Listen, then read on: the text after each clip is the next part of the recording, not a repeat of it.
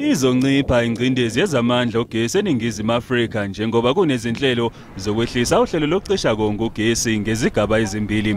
Ramokgopa uthi lube impumelelo uhambo lwakhe lokuyohlola izikhungo eziphehla amandla ugesi.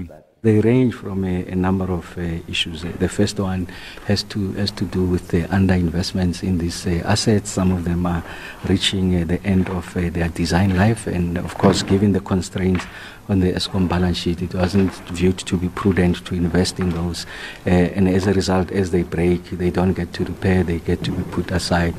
Uthi inkinga efanayo kulezi zikhungo izinga eliphansi lokuhlelwa kwazo okungahlangene nokuhlonza izingqinamba zamandla njengenhlekelele ebhekene nezwe. In everything that I've shared with you, there is nothing that is reliant on the declaration of state of disaster.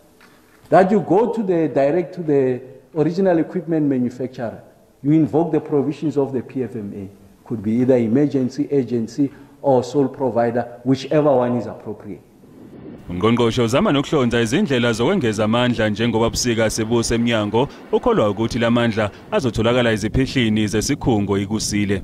By February of next year, another unit will be commissioned. So I'm talking about the 3 units that have been out. The other units will be commissioned February of next year.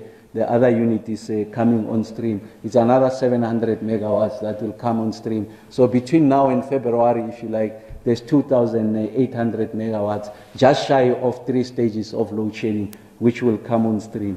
UNgqongqoshe Ramokgopa uphetha ngokuthi kufanele kubukezwe izinhlelo zokuhoxisa ukubhekelelwa kweziphehli zamandla kagesi esezigugile.